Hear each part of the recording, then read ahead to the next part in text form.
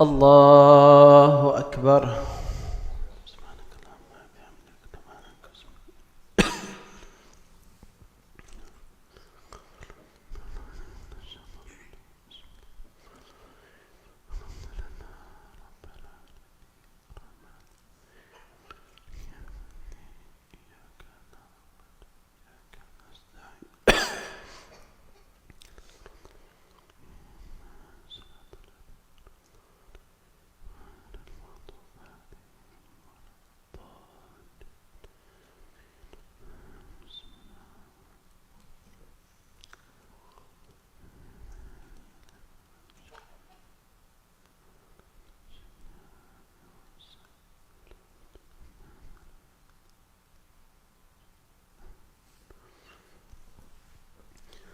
الله أكبر. سبحان ربي العظيم. سبحان ربي العظيم.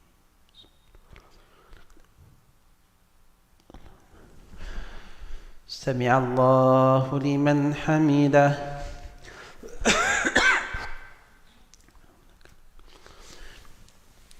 الله أكبر.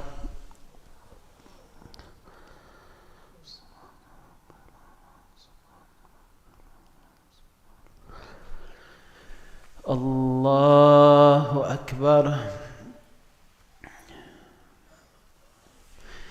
الله أكبر.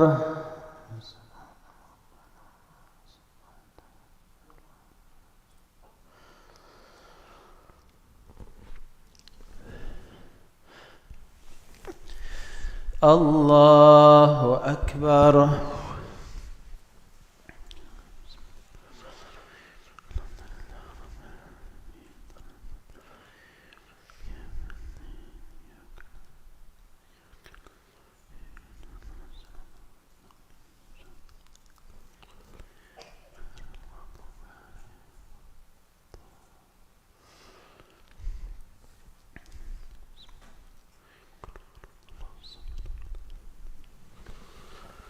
الله أكبر.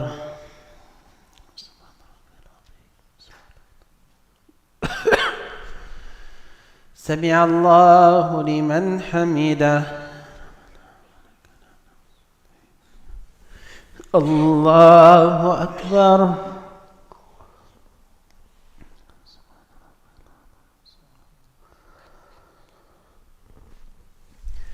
الله أكبر. الله أكبر.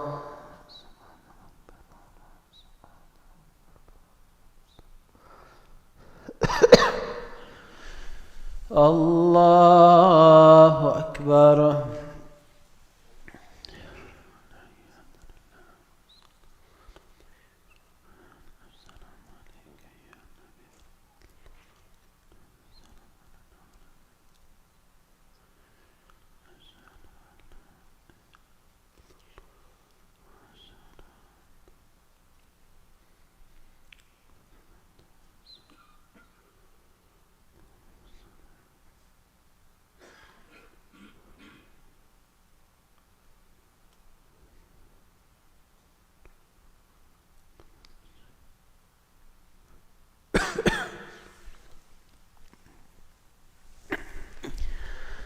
الله أكبر.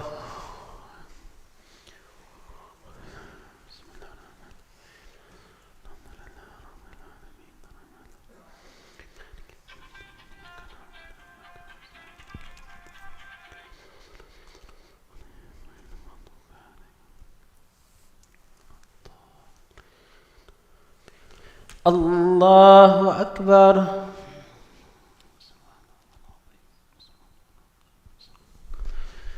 سمع الله لمن حمده. الله أكبر.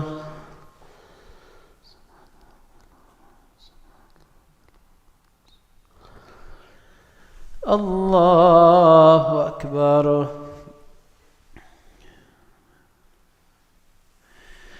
الله أكبر.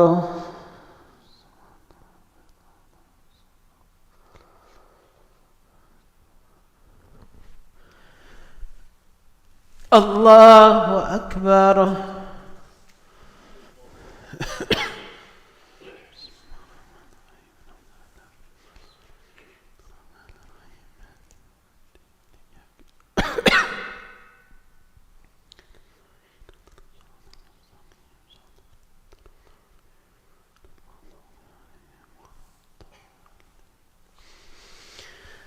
الله أكبر.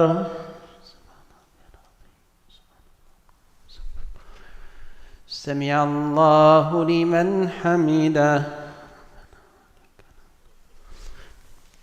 الله أكبر.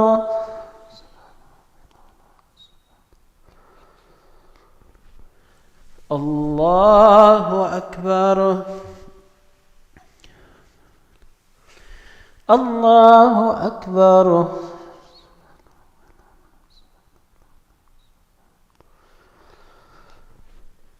الله أكبر.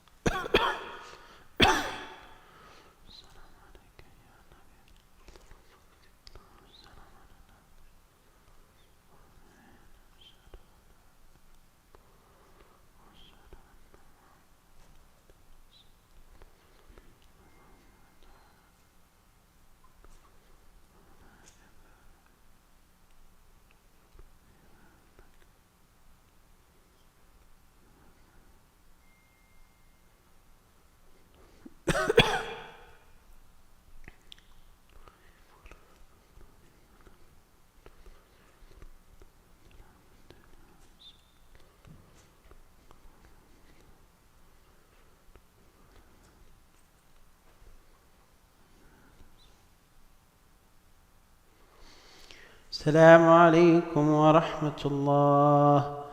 السلام عليكم ورحمة الله. استغفر الله استغفر الله استغفر الله. اللهم أنت السلام ومنك السلام، تباركت يا ذا الجلال والإكرام. لا إله إلا الله وحده لا شريك له، له الملك وله الحمد وهو على كل شيء قدير. لا حول ولا قوة إلا بالله. لا إله إلا الله ولا نعوذ إلا إياه.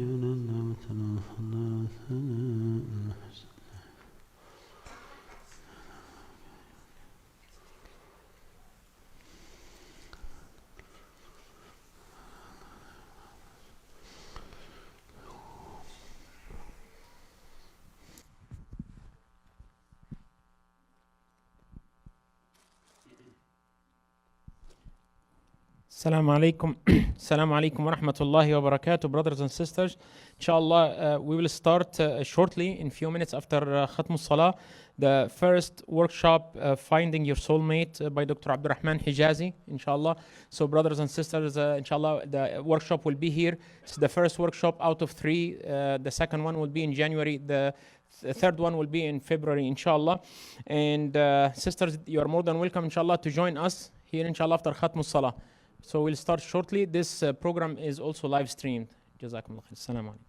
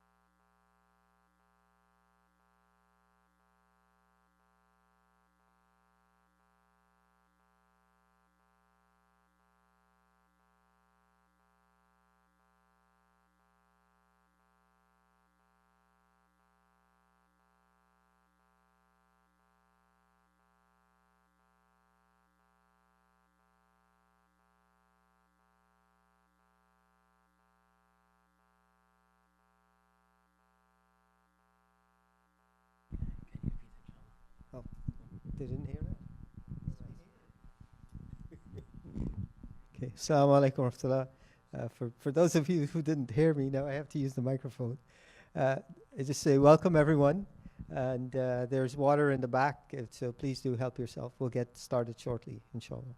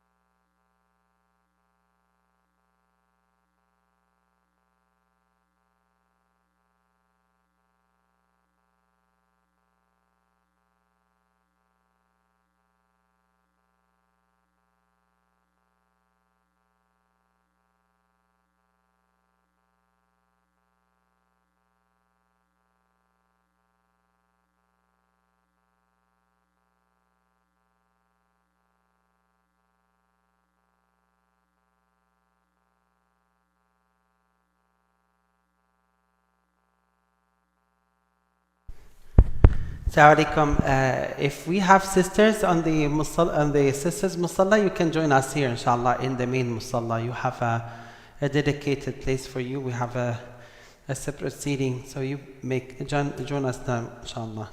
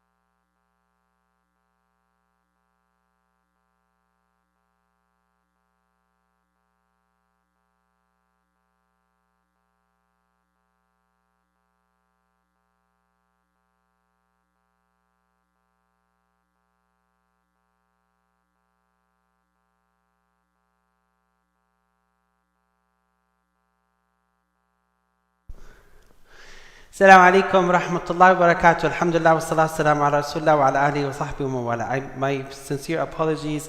This is the first time we do Zoom, YouTube, and Facebook at the same time, and also in person. So my name is Abdurrahman Hijazi. I'm going to, inshallah, spend the coming 2 hours almost work on this workshop. The title of the series of the workshop is Journey with My Soulmate, and it's composed of 3 workshops. This is the first one, and part 1 is Finding My Soulmate. And then next to that, inshallah, is when we will be talking about becoming a righteous parent. So that's when you were able to find your soulmate. And then after that, how to maintain a happy and blessed family life, inshallah. So those are the 3 components. So this one is the first one, finding my soulmate, not finding my soulmate. And inshallah, January we'll be doing part 2, and then February we'll be doing part 3. The way I'm going to divide this is in 2 modules.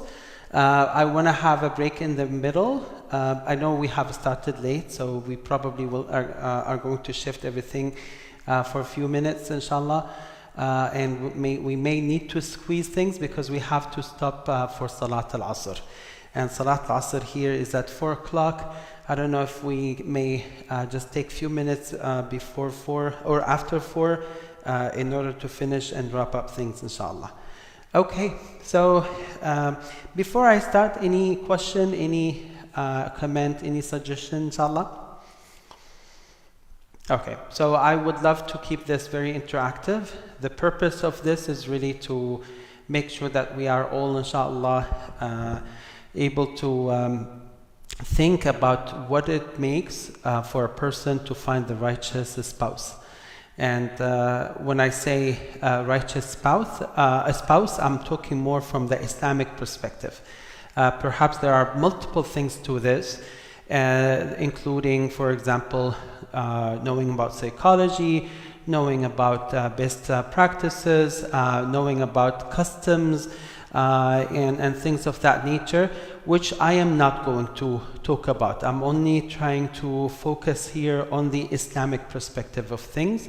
And I know that marriage is a very loaded term. It has a lot to talk about.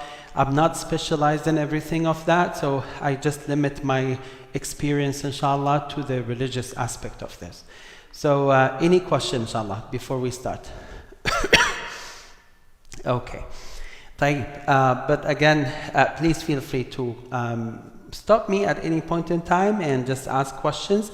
And for those who are on the Zoom, if you have questions, just raise your hand or send a text, inshallah.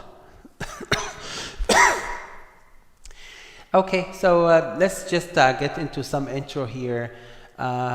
Marriage is an act of worship, and of course this is something that we need to understand, that marriage is not just for sexual entertainment. It's not just to have a partner in this life and be more socially entertained. It's actually an act of worship in itself. And from the very first moment that a person get married all the way until they pass away, this, if the person has the right intention and has the right experience, then every single moment of their life is an act of worship, and they will be rewarded for it. Rasul sallallahu alaihi wasallam was asked once about what type of acts that a person can do to get rewarded, and among the things he said that even intercourse is an act of worship, if it is meant in the right way. So the Sahaba radiallahu anhum have asked him, Ya Rasulullah, even to that extent, he said, what do you think if a person does that in a haram way? Wouldn't that be punished? They all said yes. He said, then if the person does it in the halal permissible way, in the way that Allah subhanahu wa ta'ala has made it for the human, then the person will be rewarded for it. And here's the thing, that in Islam, when we talk about marriage, It's a full package. It's not just that sexual part. And that, I hope that we always have in that mind, that in our minds. And remember this ayah, Allah subhanahu wa ta'ala said that وَمِنْ آيَاتِهِ أَنْ جَعَلَ لَكُم مِّنْ أَنفُسِكُمْ أَزْوَاجًا, that from among His signs, subhanahu wa ta'ala, is that He created for you from yourselves mates, لِتَسْكُنُوا إِلَيْهَا, so that you find tranquility with them. وَجَعَلَ بَيْنَكُمْ مَوَدَّةً وَرَحْمَةً, and He placed between you affection and mercy. So the long-term relationship is really based on mercy, tranquility, and having affection between the two parties. And yes, all the other things would come maybe in parallel, but they are not meant for themselves. What is really meant for itself is the overall relationship that comes with tranquility, affection, and mercy. Now, we also have to realize that marriage is also a test and a trust. And Allah subhanahu wa ta'ala has said in Surah Al-Kahf,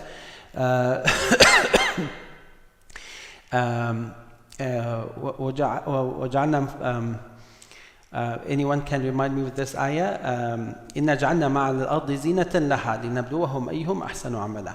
That verily we have made everything on this earth a beauty and adornment for it, but this is as a test for people.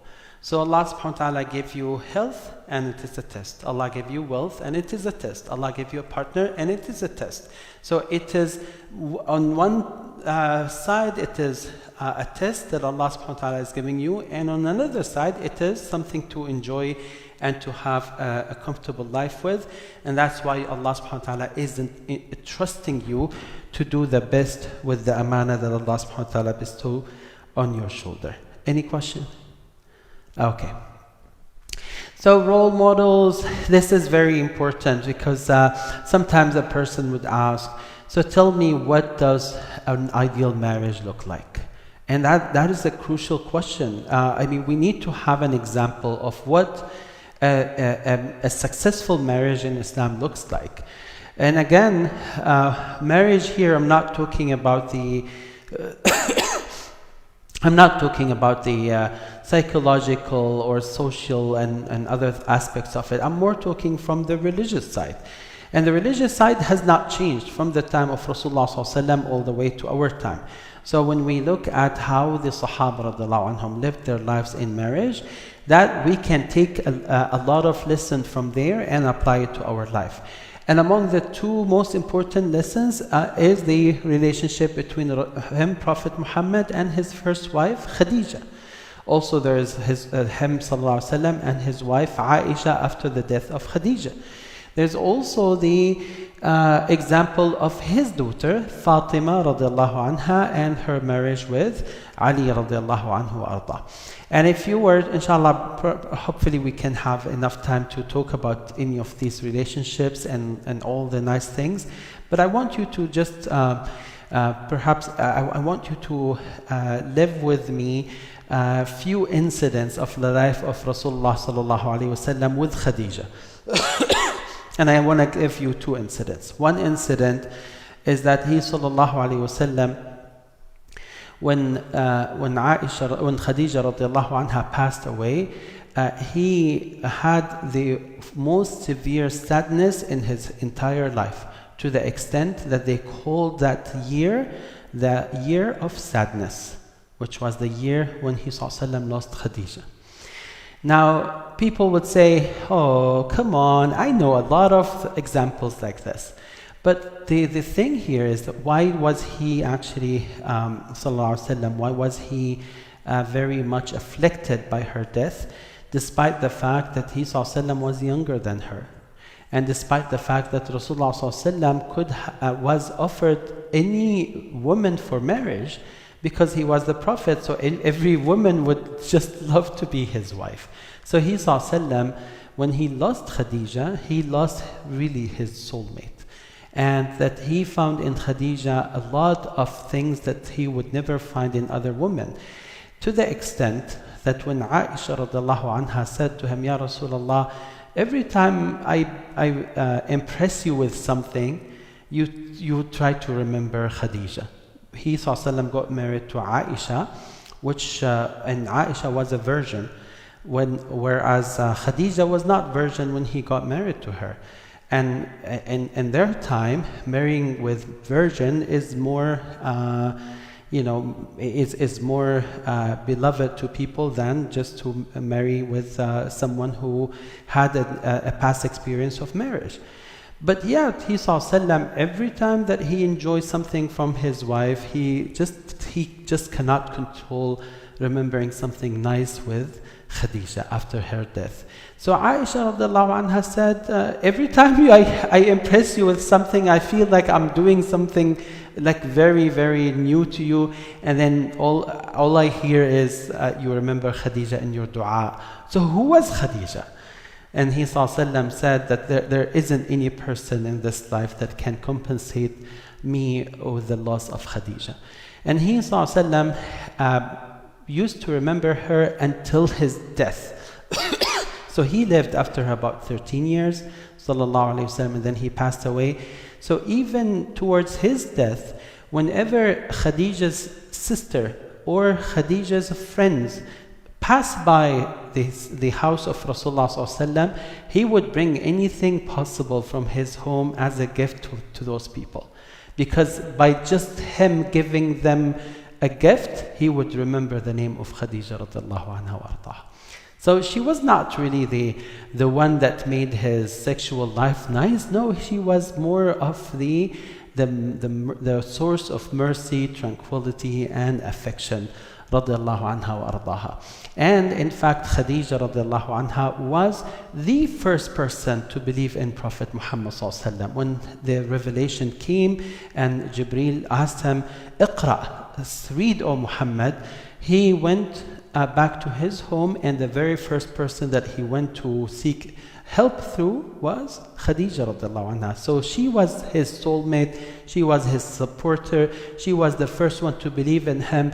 She was the one who brought him to Waraq ibn Nawfal and told him, could you talk to my uncle, because he is a Christian from those who were really following the true Christianity. And he helped Rasulullah sallallahu alaihi wasallam, and he was among the first believers from the men. She was the one who told Prophet Muhammad sallallahu alaihi wasallam, I swear by Allah, Allah will never disgrace you. Why? She told him, because I saw you, how you connect to your kith and kin, how you are good to the neighbors, how you are helping the needy wherever they are. And I swear by Allah that Allah will never disgrace a person who have those qualities. Now, most of the time, people now, when they get married to, or when they have, a spouse relationship, their talk is, no, you will be okay, you will be okay. Oh dear, don't worry. But those are more empty words. They mean nothing. Like if I tell my wife after she got, for example, threatened, I say, no, you will be okay, don't worry. Why shouldn't she worry? If I'm just saying this with nothing in mind, then it's an empty word. But Khadija radiallahu anha was the person who would remind Prophet Muhammad sallallahu alaihi wasallam, even though he was the Prophet, she would remind him with things that are very, very supporting him sallallahu alaihi wasallam at the hardest and most difficult times. So remembering this, and then of course there are plenty of different stories between Rasulullah sallallahu alaihi wasallam and Khadija, and of course between Fatima and Ali, between Rasul sallallahu alaihi wasallam and Aisha, and other incidents in the history of Islam. Any question? Okay. So purpose of Islam. We talked about this in the past slide. Now, develop yourself first. Okay, so probably here we start with this. So how do I get my first steps straightened? How do I get myself really prepared for finding my soulmate? And this applies to both men and women. And perhaps if there's anything to emphasize, it's actually purify yourself first. Like if you are looking for the likes of Fatima, the daughter of Prophet Muhammad ﷺ, then you must be the like of Ali. You just cannot ask for the greatest woman when you are just one in the middle. Similarly, any woman who would love to have someone of the likes of Ali radiallahu anhu, she must be of the like of Fatima. And that is actually where Allah subhanahu wa ta'ala rewards people in this dunya before the akhirah. So Allah subhanahu wa ta'ala gives you from the bounties of this dunya the way that you deserve. So for those who have made every possible thing to be the righteous and the most righteous spouses, Allah will give them in this dunya before the hereafter. So that's an important thing. I mean, many people that I have been talking to, they just have dreams.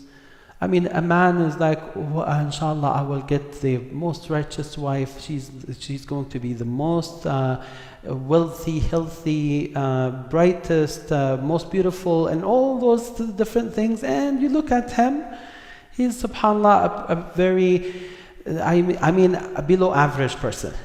And even his salah is not really something that a person can be proud of.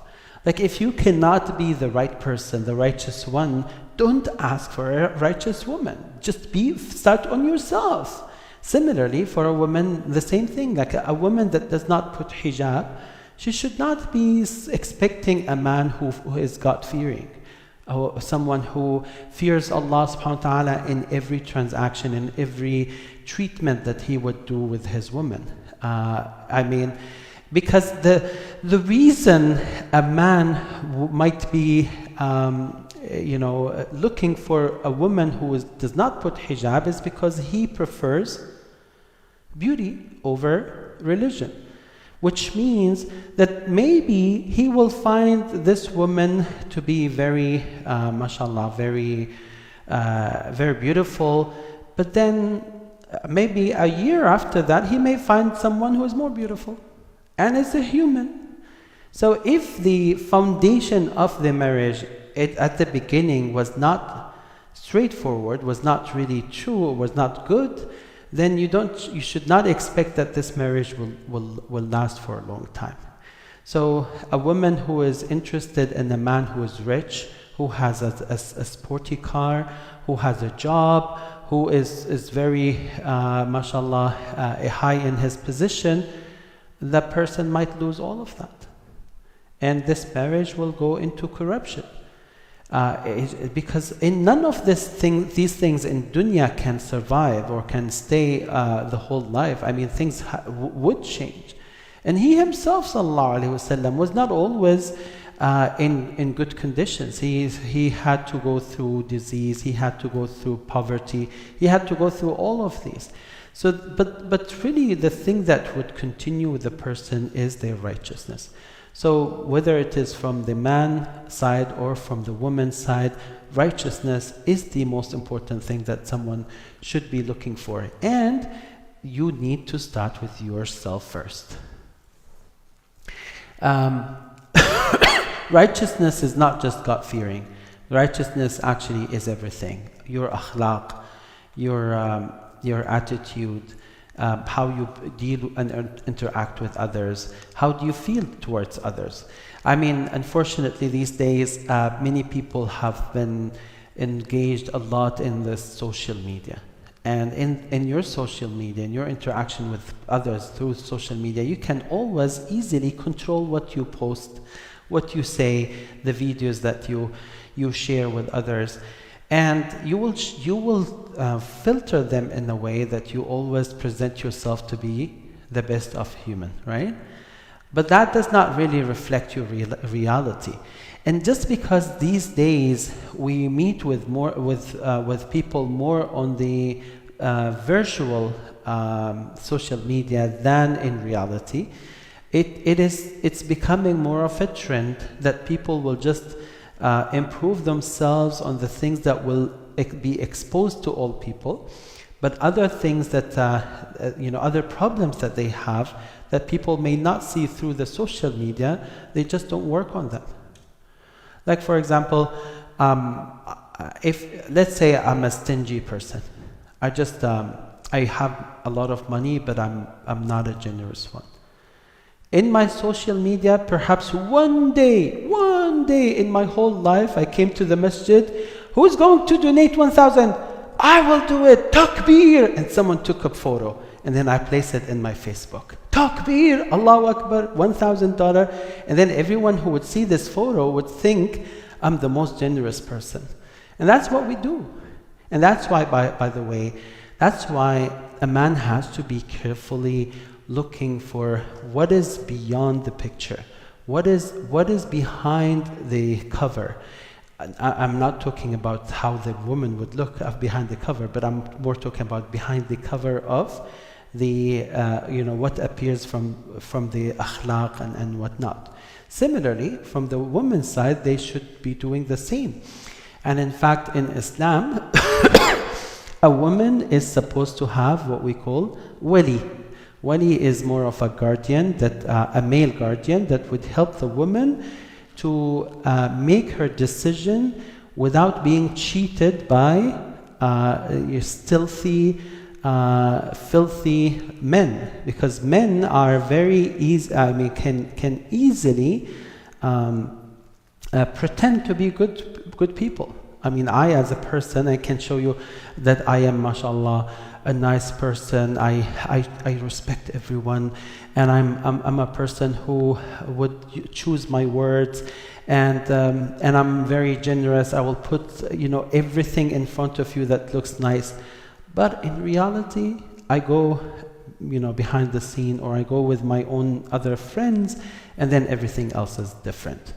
So most of the time, because of the innocence of women, they may think that the men are not lying or not cheating.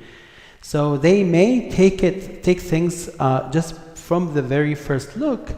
Unless they have experience, but I'm more talking about in general, women are more innocent than men when it comes to those things. And that's where, subhanAllah, Allah subhanahu wa ta'ala has made this importance of having a wali for the woman, so that the wali would help the woman to be sure that she is not being cheated or not being manipulated by the men.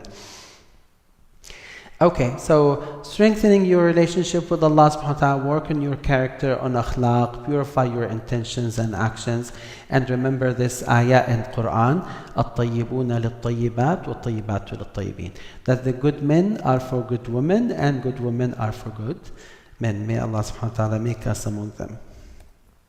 Ameen. Okay, so pray for guidance, dua.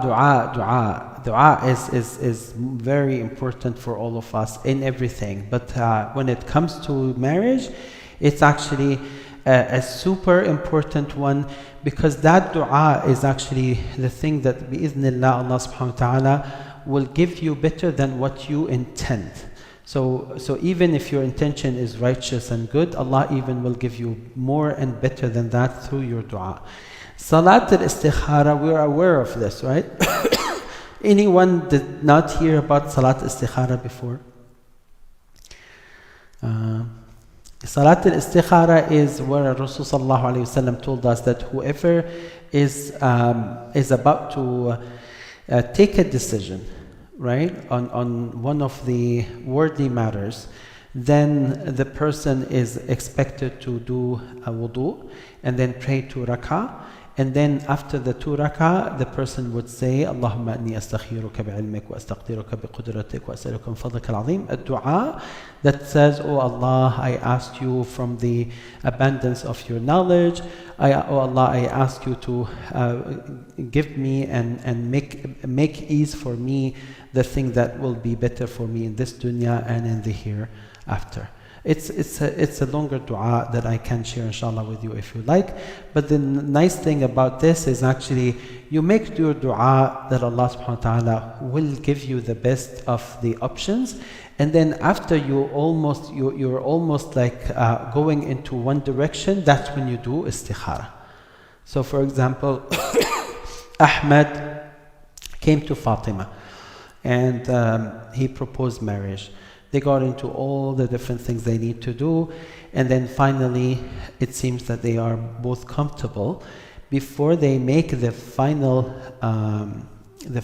engagement on the final contract, both of the parties must do an istikhara in order to say, oh Allah, I did my part, and now I'm asking you, Ya Allah, to make it easy for me what is best in my life and in the hereafter.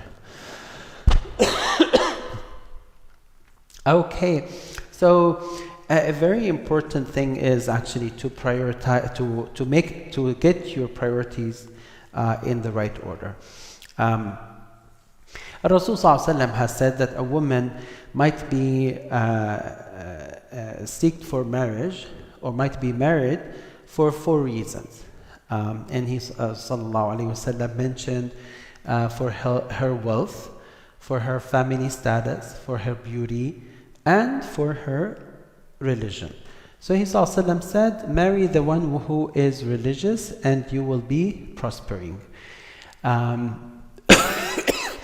want to make sure that we understand that akhlaq, the etiquettes, the manners, the good characters are all part of the religion.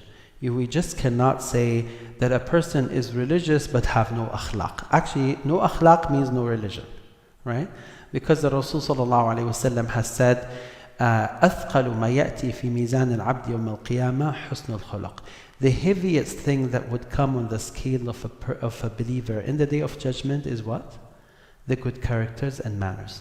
So don't be fooled by someone who says, as long as you are practicing Islam at the masjid and probably you are growing beard or making very nice hijab, then that's it. No, well, that's part of it. But it must come with good characters and manners. It must come with a great akhlaq. Whether those akhlaq are things that a person will show to others or akhlaq that are in their hearts. Meaning that they love for others what they love for themselves. They fear Allah subhanahu wa ta'ala even when they are by themselves and not exposed to the people. They always are honest, they are truthful. Even if no one would realize that they are doing mistakes, they will not do the mistakes. So that's that's the most important thing that you want to find in your partner. So a woman should be looking for that as the most important condition. Now, does that mean that this must be the only thing to look at? No, not at all. But this is the deal breaker, if you like. If there is no religion, no marriage. Period. And I mean, in our culture in Syria, especially in the latest years after all this Assad regime and how it damaged the society, unfortunately, there has been a trend where they say, as long as the man has 4 keys or 3 keys or 2 keys sometimes, then we should be fine, and the religion is between the person and Allah subhanahu wa ta'ala. Do you know what these keys mean? You know them? Office. And the fourth key is what? Bank account locker? No. Huh? Resort, exactly. Resort. To have a resort that you own. Like, for example, on the beach or, yeah. So this is for the very, very rich people. So if you have 4 keys, then khalas, you are guaranteed for marriage. Wal-'iyadhu billah. And then when you ask them, so what did you leave for salat? They say this is between him and Allah. Allahu Akbar. Yeah. And that's why most of these marriages just get garbage. They probably will start with some very huge party and celebration and whatnot. It will only last for a couple of days, maybe a couple of weeks, maximum couple of months. Maybe 2 years, and that's it. They are gone. Okay. Rasul ﷺ has said that الدنيا متاع وخير متاعها المرأة الصالحة, that this whole world is a temporary provision for everyone, but the best of that is to have a good righteous spouse. Okay, any questions so far? No questions? Am I being very, very clear or what? Yes, go ahead.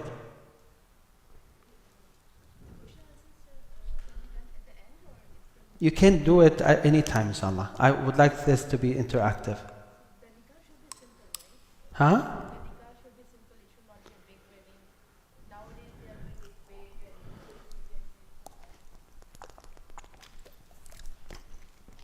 Rasul ﷺ has said that the most blessed wedding is the one that costs you the least.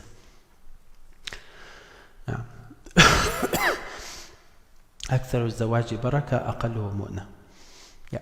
So whatever people are doing these days and spending thousands and thousands of dollars on a marriage to show off and copying what they, the way it happens nowadays in Hollywood and all that. It's it's a disaster. It's a recipe of sabotaging the marriage from the very first week. Yeah. Yes, sister. Oh yeah. أكثر الزواج بركة أقله مؤنة. That the marriage that has the greatest barakah or blessings is the one that costs the least.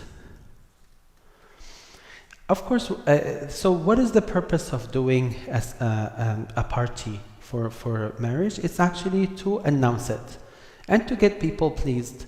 So if I can please people by inviting them for dinner, like a normal dinner, maybe above average dinner, that's fine. As long as it is, for the purpose of getting everyone to be happy and make the public announcement. That's all what the wedding party is all about in Islam. But other things like choosing the best hotel for it and bringing the DJ and Allahu Akbar and making all those dancing and whatnot and bringing the limousine car or the Bugatti and putting all those type of coloring and astaghfirullah al-azim. This actually is a recipe of disaster, wallahi. I know people may feel happy because they were able to get the attention of others, that look, mashallah, my marriage was like one of a kind, that no one did equal.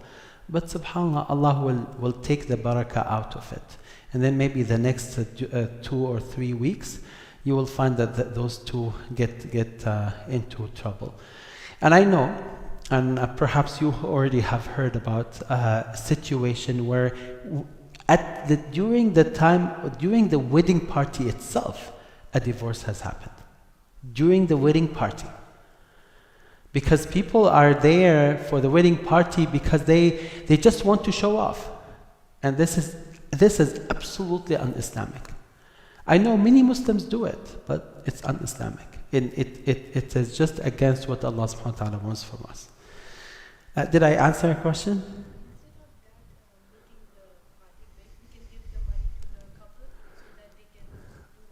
Absolutely.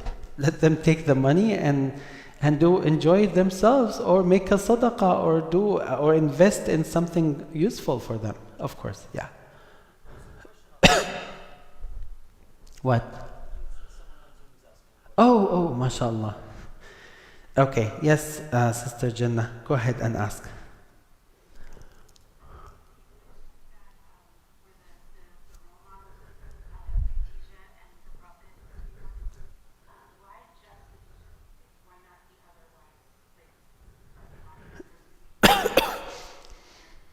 No, Sister Barakallah Fiki, no, that's a great question, and I'm sorry if in any way I did not explain it the right way. So the Khadija was the one who lived with Rasulullah ﷺ the longest time, and she she was the first wife, and that's why the examples that we have with Khadija are more than the others.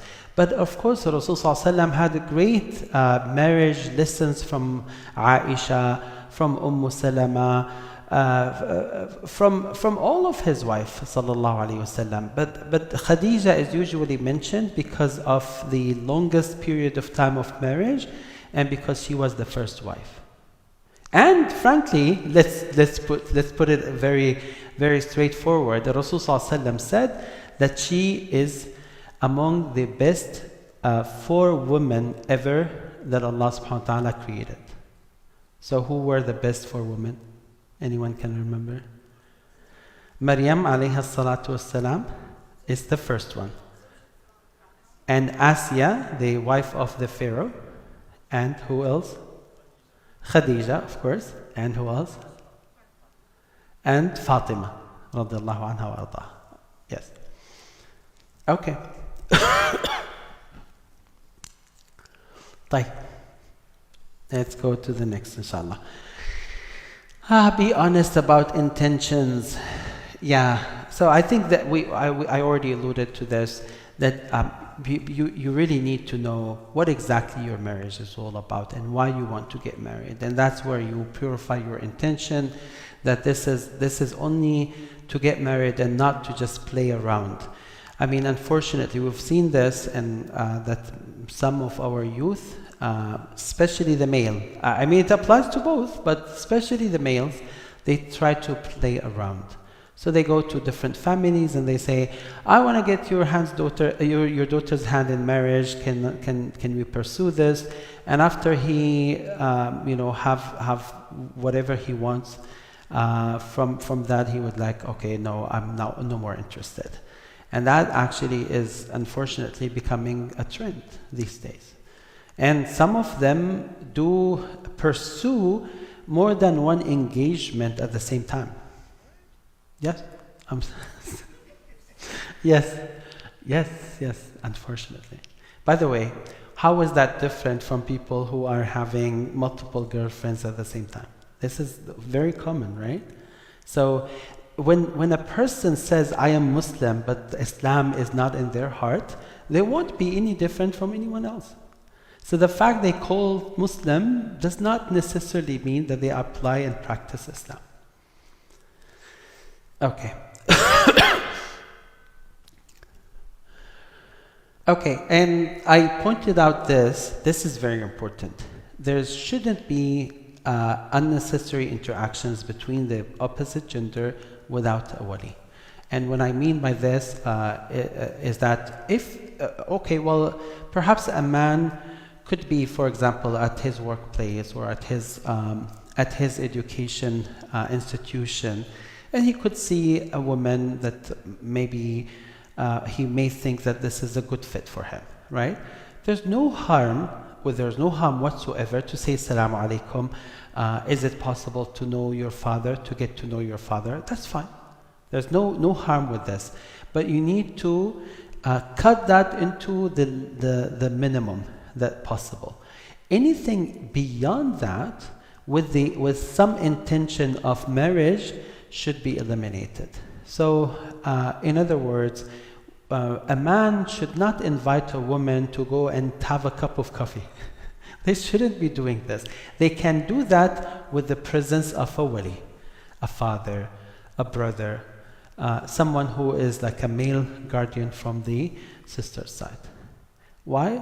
Because most of the time, those who would like to have a cup of coffee, they have some other interest. And they want to get as much of lust as possible. So Islam protects women by having a wali. And I want to make it very clear, what is the role of wali?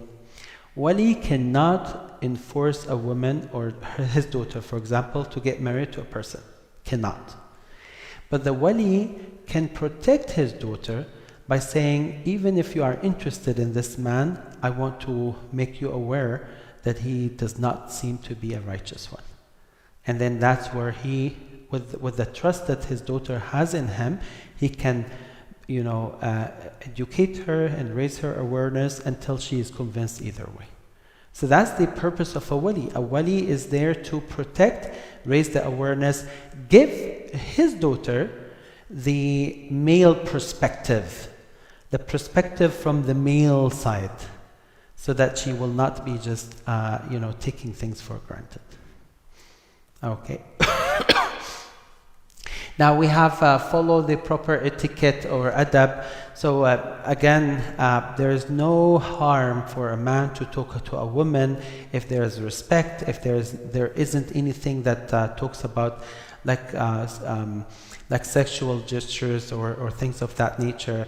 So if someone says, I'm interested in getting to know your father, I'm interested in getting to know your family. Is it possible that I get the phone number of dad or someone, a male relative here?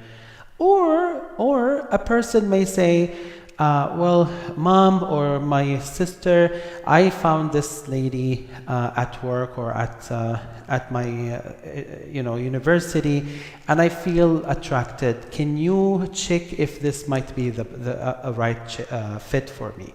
And then the mother or the sister or the relative can meet with this lady and can have some conversation and maybe at least to check the first steps, right? So that is where things really start when there is Ali.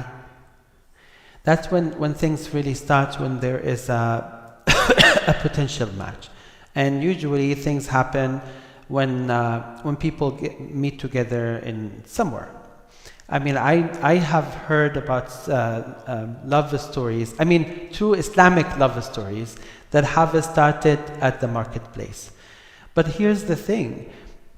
The thing that differentiates an Islamic love story from just any love story is that the Islamic one starts with maybe one glance, but then the man and the woman will lower their gazes. They will not just make another, a second and third and fourth. They will not be doing any of those un-Islamic meetings or un-Islamic chatting or exchanging of numbers. That doesn't happen Islamically. But what happens is, yes, love could be thrown to your heart from just one glance. It could. Of course, it does. And you never know, perhaps this great picture that have been now instilled in your heart and in your mind, it could be the right one, and it could also be from shaitan, right? So that's why a person should lower their gaze, should be very respectful. There's no harm for them to just ask to pursue more of an introduction, but it has to be through the wali. Okay, so involve the wali, which is the guardian. Avoid seclusion, no khalwa. And again, having a cup of coffee, even though there are people around you, but this is considered khalwa. You know why? Because in America, no one cares if you sit with whoever you want, right? So if someone takes a lady to Panera or to whatever the other place, their ruling that they have is almost like a khalwa, because they can do anything they want. They go to sometimes public places on the beach and they can do anything they want. So when we say khalwa in Islam or in Arabic, we mean when they sit together in a place where if they do something wrong, that at least people say, what are you doing here, right? So they will actually think twice before they do it. But if they go in that khalwa place, or in that khalwa position, then they don't care. And in America, if they go anywhere, it's almost like khalwa. Maybe not exactly, but it's almost like khalwa. As opposed to if you were in Mecca, for example. If you want to even hold the hand of your wife in Mecca, you will think twice. You don't want people to think that you are holding a girlfriend hand, right? So people, it always, we need to respect the fact that we don't want shaitan, we don't want to empower shaitan to whisper to us and la samahallah get us to do things that are not Islamically appropriate. So that's why we should avoid any position that we have with the opposite gender unless there is a wali, because the presence of the wali will prevent from going that direction. Okay. Set boundaries in interaction, no physical touch. It's haram. It's haram for a man to even shake a hand of a woman who is not a mahram, who is not like a close relative or not a wife. It's haram. I know many people in Muslim countries are unfortunately not following that, but it is haram. And Aisha radiallahu anha has narrated, Wallahi ma massat yadu Rasulillahi sallallahu alaihi wasallam yad imra'atin qat. I swear by Allah subhanahu wa ta'ala that the hand of Prophet Muhammad never touched the hand of a woman who was foreign to him. Never. Who was the most pious person? No one better than Rasulullah sallallahu alaihi wasallam. Who was the one who can control his affairs and will never be deceived, and his shaitan became Muslim? It was him sallallahu alaihi wasallam. Yet he never touched with his hand a hand of a woman that was foreign to him. Okay, so how about this? Do you like to take maybe 5 minutes of a break, or do you like me to continue?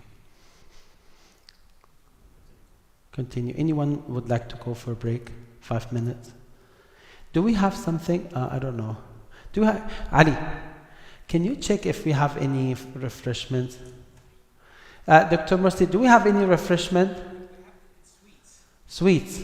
Okay, so if you don't need a break, we can keep them until after we finish and we get them right at. Would that work? Are we all okay, sisters? Okay. So look for compatibility and kafa'a. So we did talk about looking for what? Religion. Looking for akhlaq. Also, you may consider above and beyond that, you may consider beauty. Of course, that's your right. You may consider wealthiness. You can consider family status. All these are valid reasons for a person to consider, whether from the man's side or from the woman's side. But one of the things that you also need to be considering is kafa'a, is compatibility. And compatibility actually goes into dunya and in the deen. So let me give you an example of this. Socially speaking, there are different family status or different family levels. Some of them are maybe very conservative, others are very liberal, right? And I'm talking about family, I'm not talking about the individual. Like a person could be very pious, very mashallah religiously practicing, but their family might be very open, very liberal, right? And the family of the other side might be just the opposite. Those are things that could be considered in marriage, actually are important to consider during marriage. And the reason for this is because usually those may bring some dispute towards the end. I give you one example. I know about a couple who are, mashallah, both of them are very righteous. Very righteous. And Allah subhanahu wa ta'ala blessed them with some children. The problem with their children is that every time they go to the one side parents, the parents are not actually willing to wake them up for Salat al-Fajr. They say this is too much. We don't like that. So the spouse from the other family was like, I just cannot trust my in-laws about my children, because they are actually pushing them not to even pray Salat al-Fajr. And it caused a big dispute between them. Because on one hand, the spouse is saying this is actually winning their akhlaq and their deen. But on the other hand, the other side of the spouse is saying, but those are my parents. I just cannot, stay away from my parents.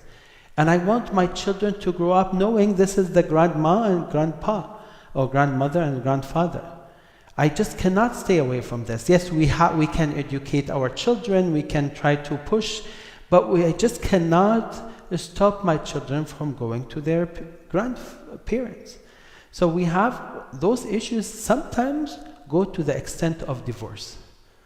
And what I'm trying to say is that compatibility in many aspects, so here values, religious commitments, family expectations, lifestyle, all of these may come down the road to make your life a bit difficult. Perhaps at the beginning, all what you see is, I want this lady, or I want this man. I see everything beautiful in this person, but you're not looking at anything above and beyond this. So at the time of marriage, things may go very well, but then later you never know what's going to happen. Now, a frequent question is this going to be a reason not to accept marriage? And the answer is no. The answer is no, because it's always situation dependent. Like I give you example. If you were to get married to a spouse, and then the family of one side is corrupt, but the two spouses are, mashallah, great. And your plan is really to go and live somewhere very far. Then most likely the impact of the family of either the spouse will not have its way to the children, right? Because you're living away. But if you were to live next to them and you live perhaps sometimes in the same house, then no, you need to take that into consideration. And I have seen it in some cultures, by the way. The wife lives in the same house of the husband, which is actually not the husband's wife, it's the husband's house, it is the house of his father. This is very common, right? So what if the husband's father or mother were not good, or they were mistreating people, or they were known for doing something haram? I mean, you need to put that into consideration, because it may turn your life all miserable. Okay. Similarly, it goes with like shared goals. What do you think, like compatibility in the sense of, what am I thinking about children and whatnot? I give you example. Medical doctors like to, sometimes they like to get married to medical doctors, and sometimes they just say, my only one condition is that my spouse will not be a medical doctor. And you know why? Because medical doctor lifestyle is different. So some of them enjoy it, some of them hate it. So they say, if I don't like my lifestyle, and then my wife comes with the same lifestyle, I don't want that marriage. It is going to be a burden on me. Because they know that neither of them will be ready to take care of the children or take care of the house and whatnot. So that makes the life very difficult. So those are things that a person should be taking into consideration. Like, what are your expectations of life, of children, of time management, money management, all those things. You need to really make sure that you are engaging with the right partner that actually share with you the same objectives and goals. Any question? Am I going fine? Should I go faster? Okay, good, alhamdulillah. طيب, as the right, I'm sorry, this is ask. There's a missing K. Ask the right questions. So that's the time when you are trying to get to know the other party. And this is actually in front of the wali. This should not happen by you going to a place and take a cup of coffee, with the other partner alone. You should not be doing this, because she or he is still not halal for the other party, right? So So things like what you like you ask, you know, the 100 questions, you know, that those. Okay, well, some of them are valuable, to be honest. Some of them are valuable, but they are not meant to be like truly prioritizing your Islamic spirit, right? And I do believe that the very first thing that you want to verify is whether or not this is an Islamic fit for you, right? So you want to know, what does prayer mean to the other party? Is it at the highest priority level, or is it something that they can give up, or they can just mishandle at any point in time?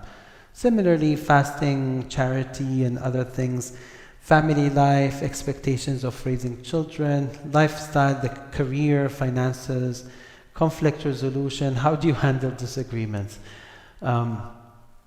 Let me ask one of you a question. You. Yeah, so are you married? Not yet. Okay, this is a perfect fit for you, inshallah. So when you go into a disagreement, do you have a sister at your house, close to your age? Okay, have you ever got a dispute with her? Many times. Who wins the argument? We usually just stop. You usually stop. One person just goes silent and then it's over. And it's usually you or her? We take turns. You take turns, mashallah, very open-minded. Okay, so how do you handle conflict resolution? It's so You yell on each other? that's the strong thing to do. Who goes like, who can win it? Is it the one who is stronger in the, Usually what? getting louder is a sign that you're losing. You're losing. You're not able to say something. Oh, that's great, I like this. Okay, so you have a sense of conflict resolution, by the way. Okay, what else? Sometimes some things are not worth arguing over. If it's something silly, Okay, then you just don't extend your argument. like I'll give an example with the sister. You know why I was going to eat this. You ate this instead of me. That was mine. I set that in the fridge. That was for me. You ate this. It's something simple like, you know, it was my turn to eat this, but you took it instead. Oh, fine. MashaAllah. And she does the same with you, or you are the best person usually? We take turns. No, You take turn, okay.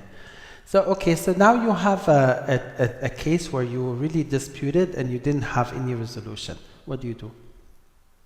You go to you do escalation to your parents? If it's something major that it's something a lot more than you ate my banana whatever, then you try to involve someone else, you know, and maybe ask mom, hey, this is what we have a dispute about this, what do you think?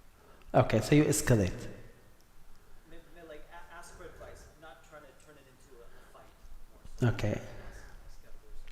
So that's one way to do things, right? I mean, another way would be, to review things at the time when you are both calm. I mean, there are multiple ways, right? And I think it's an art. And talking with the partner about scenarios. Like, tell me in your life a scenario where you were in dispute with someone. Like, how do you resolve that? And it could be with a sister, it could be with a brother, whatever it is, inshallah. So that's one of the arguments. I mean, I just pretended to talk to you the way that perhaps a person would be talking to a future wife, inshallah, or potential wife. So yeah, this is one of them. Actually, since you mentioned that, in meetings like these, there are certain very important things. If we can't agree on, then maybe not go forward with this. Like, for example, if the other party wants to have a big wedding with the music and the DJ, then khalas, no. This is not something we're going to. If we cannot compromise on this, this is what the dean says, but we want this instead, then we can't move forward. Yeah. And if we Yeah. can't compromise on this, then no. Yeah. So let me tell you what I usually try to recommend for people is that get prepared with your red lines. And everyone would have their own red lines. In my situation, one of the hardest red line is the relationship between the girl and her parents. If she is not a very a great daughter, I would say no. Because if she cannot be respectful to her parents, let alone her future husband. So this was one of the hardest red lines for me. And I found this to be always applicable to people. I mean, you want someone who is lenient, someone who is flexible, someone who can, yes, as you said, we can take turns. I don't have to be the winner all the time. I'm willing to go with your opinion only to keep that good relationship. That sense actually is very important. You mentioned something about parties and DJ and all that stuff. I think you can tell about this even before you go to the point where you ask about what is going to happen in the party. Because in my mind, a person who does not listen to music and a person who is always at the masjid, if this is a boy or a man, or a person who wears hijab in a very modest way, and I'm talking now about the sister, most likely those kind of people will not do that DJ thing. So you will know really ahead of time. DJ is for people who are more into this dunya, right? Unfortunately, it's very common these days. We always ask Allah subhanahu wa ta'ala to guide all of us, but you should be prepared with your red lines. You must. And here's the thing. I still remember when I got married, one of my friends we were talking about what my red lines are and what his red lines were. So one of the things he was trying to convince me was, listen, if you find that this family has a TV in their home, then this is not the right place for you. At my time, we didn't have cable. So TV means either you see the regular TV channel or you have video. And at my time, it was very modest, very practicing, and I used to live in Saudi Arabia. So for us, we had a very different level of practicing Islam. So at that point in time, I asked him, why do you think this would be a red line? He said, because if the lady is always like watching TV and whatnot, then she will be wasting her time. I said, but that could be something we can figure out. He insisted that this is his red line. I insisted that this is not something that I should be very picky on, as long as there is willingness to be more serious in life and to take things in a positive way and all that stuff. Subhanallah, I got married.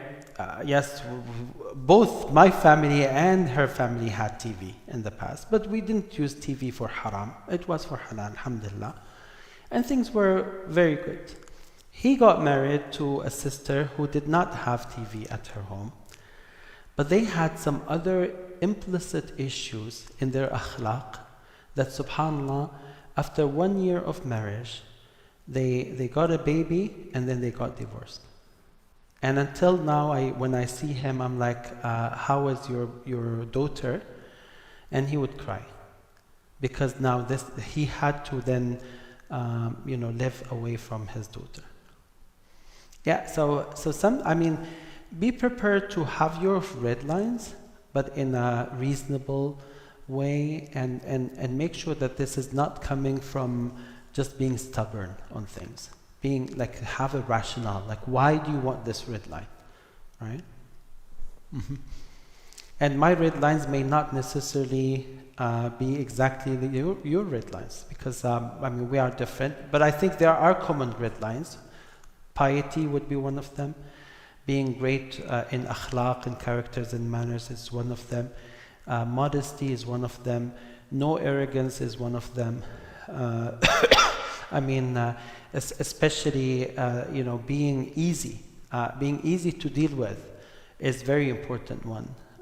Sometimes you see religious practicing, you see some maybe superficial akhlaq, But once you come into dealing with, closer things, or closely deal with the person, then you find a different personality. Okay. Now, I think this is very related to what we were just saying. When you do your red lines, when you do your set of expectations, be realistic. Don't just ask for an angel to get married to. You just cannot have that. And so Rasul Sallallahu Alaihi Wasallam said, لا يفرق مؤمن مؤمنة إن عاب منها خلقا رضي منها خلقا آخر. That a person should not hate the other party just because of one thing that they could not come to an agreement to. If a person finds in the other party something that they don't like, then they should consider all the other things that they would like. And there's no perfect person. And by the way, although this is meant to be between the couple, it actually applies with all people. Like, why would I love even my son? Why would I love him if he has a problem in some behavior? Because he has many other behaviors that he's doing very well. And I have to remind myself. My son is looking at me. Akhi, it's not about you, it's about your brother. طيب. Yes, absolutely.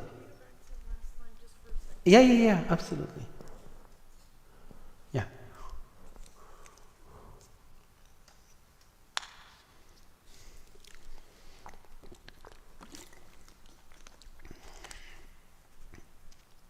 Any question?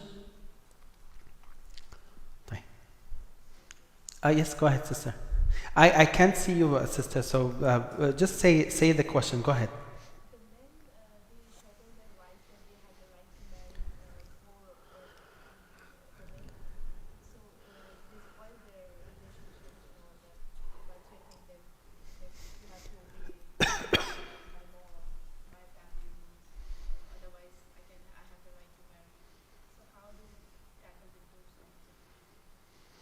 So the sister is asking about some practice or some habits of people where they threaten their wives by saying, if you don't do this, then I will get married to a second or third or fourth wife. Is that what you're saying?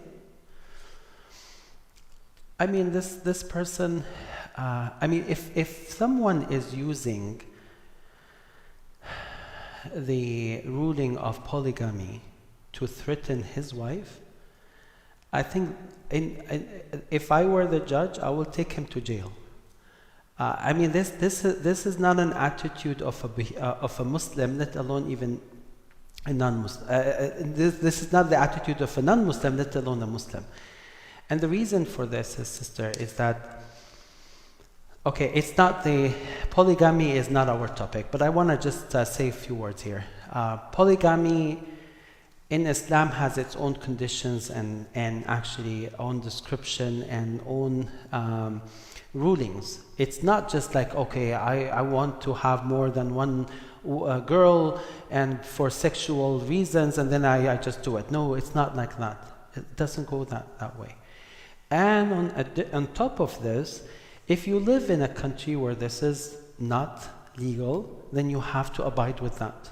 You just cannot practice something illegal and say, I'm actually using my Islamic or religious teaching.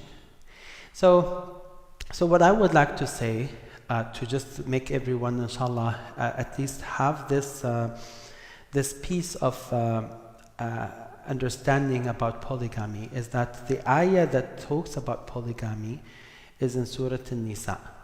And in that ayah, Allah subhanahu wa ta'ala says, وَإِنْ خِفْتُمْ أَلَّا تُقْسِطُوا فِي الْيَتَامَى فَانْكِحُوا مَا طَابَ لَكُم مِّنَ النِّسَاءِ مَثْنَى وَثُلَاثَ وَرُبَاعَ فَإِنْ خِفْتُمْ أَلَّا تَعْدِلُوا فَوَاحِدَةً. Allah talks about a situation, a scenario, where a man wants to get married to an orphan girl. And the man is not willing to give this orphan girl the enough level of dowry, or the enough amount of dowry, because he thinks she is an orphan and no one is going to care about this, right? And because she is an orphan, she will just accept anything. Allah says, don't do this, because this is injustice. Don't ever do it. Even if you like her so much, you just cannot be unjust to her. And if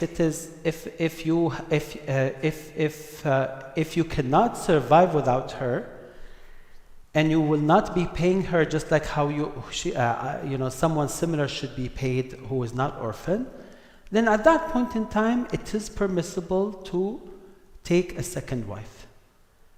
But then Allah subhanahu wa ta'ala says, and up to 4, and then Allah subhanahu wa ta'ala says, but if you will not be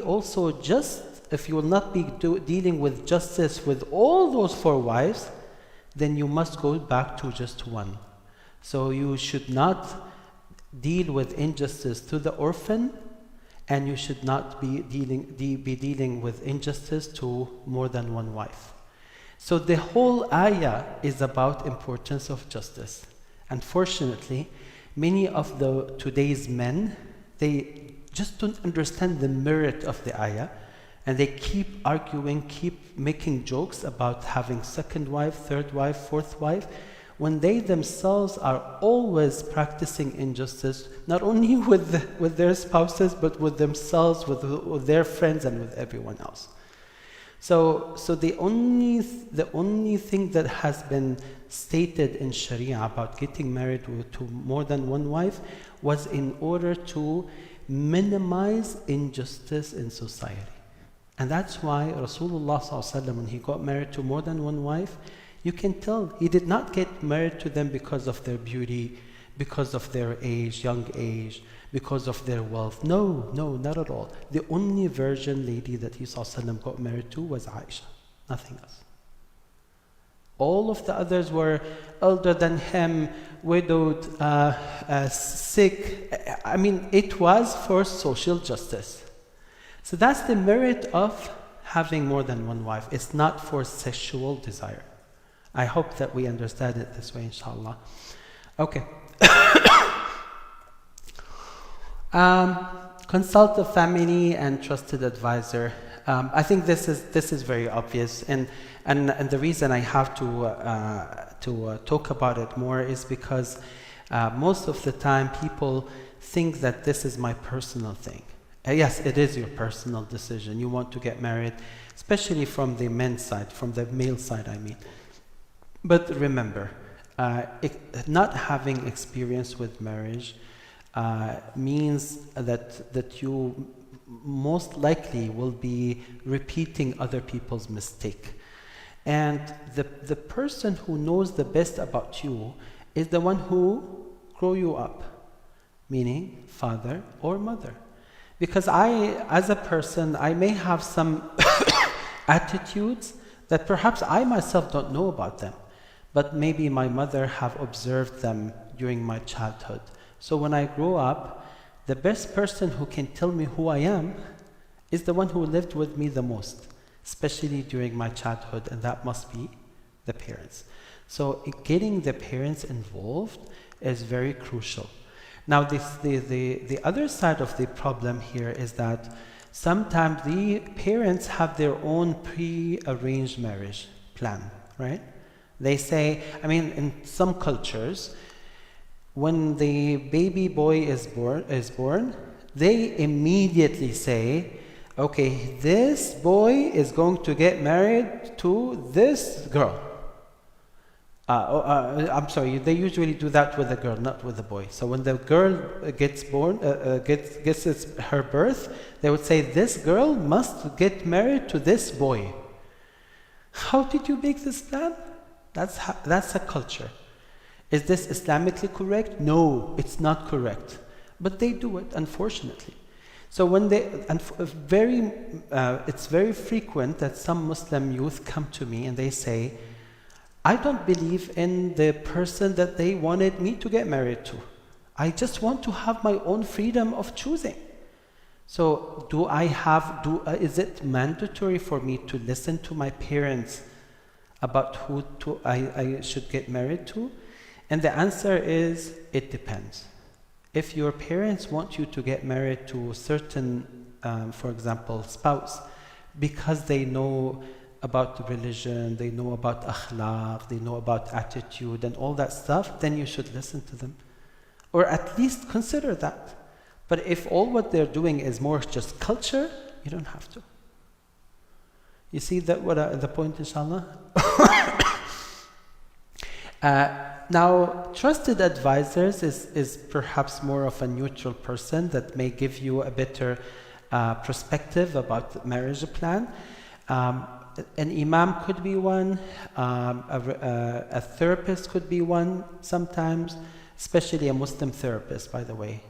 Any therapist may not be the right person, because nowadays, unfortunately, therapists have to deal with a lot of un-Islamic things, and they have their own ruling on what to say and what not to say. Okay. Trust in Allah. Tawakkul. See this ayah, وَعَسَىٰ أَن تَكْرَهُ شَيْئًا وَهُوَ خَيْرٌ لَكُمْ. That sometimes we dislike things, and all the khair and barakah are in those things that we dislike. This is very important. This is a whole life experience. That sometimes you want to get married to a certain man or to a certain woman, or you want to you would like to get admitted to a certain school, or you are applying for a certain job and you have a special interest in that job. You want to do some trading and whatnot, and didn't work. You want to start business and didn't work. Sometimes you say, oh, I missed it. But you know what? Perhaps this is for your own goodness. And Allah subhanahu wa ta'ala is the only one who knows about wisdom of those things. In the future, you may say, Alhamdulillah, it didn't go that way. I know of a person very close, dear to my heart, who was desperate, wallahi, to get married to one girl. MashaAllah, she was from a good family. Her parents were among the greatest. The girl was bright at her school. I mean, everything in dunya is there, even in the akhirah. And subhanAllah, Allah didn't plan this to go. When they were doing the proposal, it just didn't work. So he got so mad for several years. And then he came to me just very recently. He said, Shaykh, alhamdulillah, I did not get married to this lady. I said, what happened? He said, I happened to be in the same city, or like visiting the city where her parents live, and I found out, Naam Habib, inshallah, and I found out that she took off her hijab, and she is no more praying, and she left her family, and she wanted to live alone. And I was like, subhanAllah, how could anyone know about this? You probably were thinking that this would be the best wife ever I have, because mashallah, her family, because of all the different parameters in the equation. But it's only Allah who knows the future. It's only Allah who knows what is best for you. Okay, now be patient and persistent. How long do you think seeking marriage or trying to find a good girl or good man for marriage takes, on average? How long do you think? How much? 3 to 6 months. 3 to 6 months? You're so optimistic. You're so optimistic. I know it goes for years.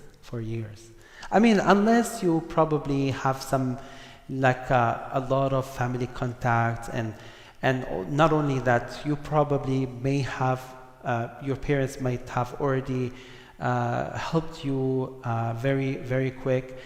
But in today's time, frankly speaking, especially when the parents are not helping, it takes maybe 3 to 5, sometimes more years.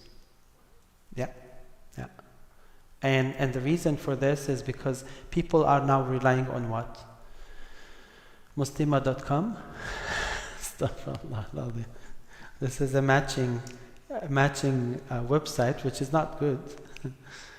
But they have multiple matrimonial services, and you just go, you don't know who is there, and you need to know about them. And most likely what happens is that you start certain paths, and then you find out that this was not the right thing. So you have to repeat the experience again and again, and it takes you a few years to do this. That's what I have been observing. People who have more family relationship and their parents are helping and they have a lot of friends and whatnot, usually it takes much less. But the average that I'm seeing is about 3 to 4 years. So don't give up and don't feel that you are weird and it's not really working for you. It might be working for others. If you have consistency and you have patience and you have persistence, then inshallah one day it will come. And when it comes, it becomes the perfect match, inshallah. Bi'ithnillah. And Umar ibn al-Khattab radiallahu anhu had a statement. He said, وَجَدْنَا خَيْرَ عَيْشِنَا بِالصَّبْرِ, that we have found that the thing that would beautify our life and make us comfortable and happy with our life is only when we apply patience. Because this whole life is full of different things, right? That you may dislike. And among them is not having or not finding the right partner easily. Now last slide, inshallah, or second to last, use Islamic matrimonial services. ISGH has started.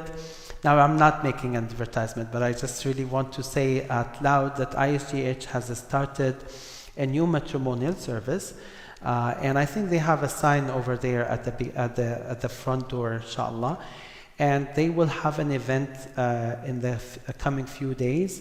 The way they do it is that each one can create their own profile.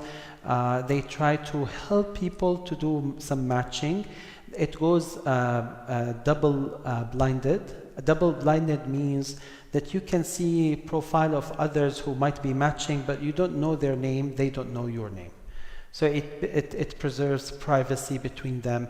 And once there is a real mutual interest in the two profiles from both sides, at that point in time, they enable the father or the guardian of the woman to know the man in interest, and then they can meet and they can see how they can pursue with that if they find it to be really a good match. So alhamdulillah, jazakumullah khair, the brother Waqar and his wife and sister Anila have been leading this effort across ISGH, across the whole city, Houston, and they are just launching it. They did review this, the whole model with me, and mashallah, they're doing above and beyond. May Allah subhanahu wa ta'ala preserve them. I'm not saying that they are the only matrimonial service that is good. There are multiple others, but perhaps this is a good handy one here in Houston that you might be leveraging, or you might be even telling people about. The one important thing on all those matrimonial services is actually to make sure that that the people who are leading it are aware of the Islamic rulings. And alhamdulillah, those brother Waqar and his wife Anila have been doing a marvelous job in making it compliant to Sharia as well as being compatible, inshallah. So with that said, remember this ayah. Can you read it? Anyone can read this? So always have hope and dua, and remember this ayah. What does it say? Inna rahmatallah qareebun min al-muhsinin. Verily, the mercy of Allah is so close to the good doers. So when you are righteous, Allah's mercy is close to you. So don't give up. And this is not only in marriage, this is in everything. وَمَن يَتَّقِ اللَّهَ يَجْعَلْ لَهُ مَخْرَجًا. Whoever fears Allah, Allah will give them a way out from any difficulty or any tranquility that from any problem that they have. Okay, so with that we're done. Any question, inshallah, before we go for salatu? Yes, sister, go ahead.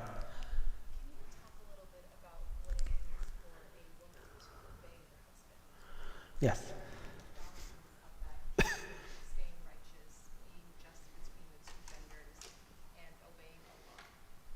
Yeah. So in general, Rasul sallallahu alaihi wasallam has said, "Innama ta'atu fil ma'ruf."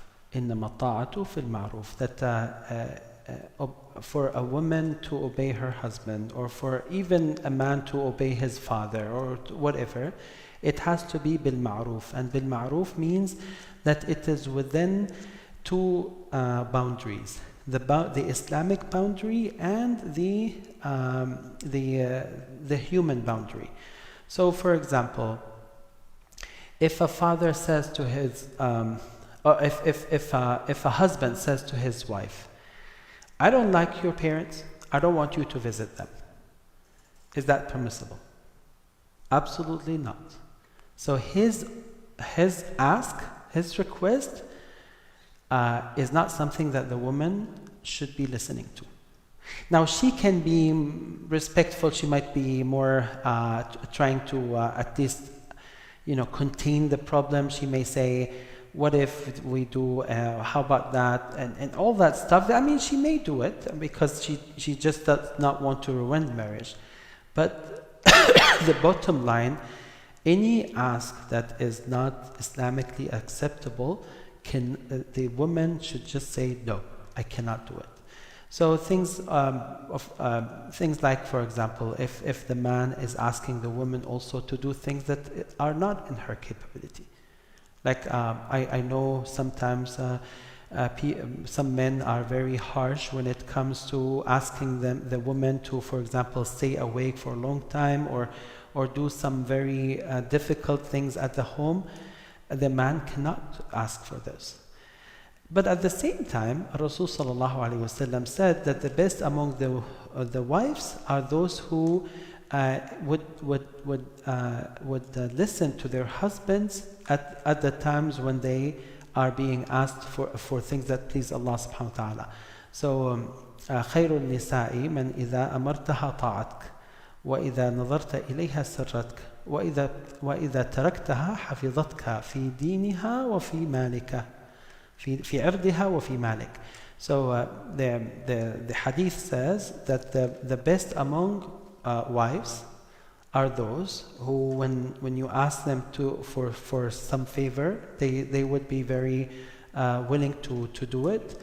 When you look at them, they will be the one that will please your heart. And when you leave them, or when you have to leave them, then they are the most honest one, especially when it comes on money spending or preserving their, the privacy. So إنما الطاعة في المعروف. There's a condition that it should not go above and beyond what Sharia asks, and also not to go above and beyond what the woman herself as a human can do. So abuse is never accepted in Islam. That is more of a framework. Now, when it comes to single questions, like specific questions, then we may go to things like, what is common in that area? So, for example, let's say that we live here in America, and a wife finds that in no way she can stay without education, right? And she just say, okay, I need my education because there's no other venue for me to survive.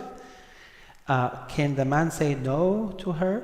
Well, I mean, the man can negotiate things because the man in Islam is the one who should provide for the family, right?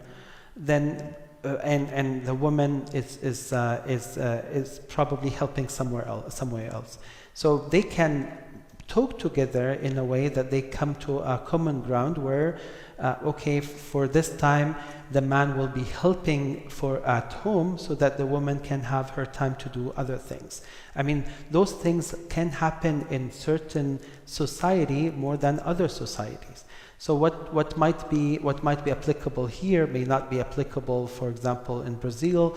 What might be applicable there may not be applicable in Egypt, and so on. So that's the framework. Is there any specific question? Go ahead. Are you ready? Anyone? Yes. I don't know if this is for next session, but I'd like to know how to bring up the subject of mahr in like detail. Like how do you get to the limit and the adab about the question, and about like the earnings and like the like so that you can get some of your red flags answered. I don't know like the specific questions I can ask within the like Yeah. So I think the question is, could the question about what your expectation of dowry be an acceptable question within the boundaries of manners during the time of engagement, right? Yes. Okay. So actually, it may depend on the culture, but I think from the vast majority of what I have seen, it's absolutely expected. And if they make it unexpected, that's actually against the Islamic Sharia. Because Islamically speaking, there need to be some transparency. So I tell you one example, sister. In many situations, people defer this to the last thing. And then unfortunately, they spend a long time in knowing each other. And sometimes giving gifts left and right. And then when they come to the point where they say, okay, what is the expected dowry? They say, anything you want, anything. We will treat you like my sister, my wife. And then when it comes to the numbers, the specific numbers, that's when all the dispute starts. No, you're so stingy. How come? No, you are expecting a lot. Am I a bank? I'm not a bank. I'm just a human. And I'm just new at my work. And all those type of arguments I have heard dozens of times. And unfortunately, had this have happened earlier, it could have actually saved them a lot of hassle and a lot of unnecessary, back and forth arguments. So, of course, even if it is not expected culture-wise, it is expected Islamically-wise. But how do you talk about the dollar amount? I mean, you can. It doesn't have to be a dollar amount. It's actually whatever you agree together. So, for example, you can talk about gold. You can talk about an diamond ring. You can talk about dollar amount. You can talk about anything you want, right? As long as the two parties are in agreement, you should be fine. And usually, sister, to be honest with you, and we can talk about this privately, inshallah. Usually there are certain levels of social and I would say cultural accepted ranges, right? So there are people whose ranges are maybe 1,000 to 5,000. There are others who go 5,000 to 20,000. I have seen some marriages that go as 7 figures. So it all depends on the culture and the social status, different factors. But remember, the zawaj or the marriage that goes with less spending has more barakah. Umar ibn Khattab in his time wanted to put a limit. So one lady said, Ya Amir al-Mu'mineen, Allah has made this permissible for us to determine between us what we want. Why would you stop us from doing this? So he kept quiet for some time, and he said, "You are right and I am wrong, so I'll leave it to you." So that was Umar. So in other words, sister, it can be left for the people with what they see is appropriate, but it is very recommended that those type of discussion do not get postponed till the very furthest end, inshallah. Okay, last question, go ahead.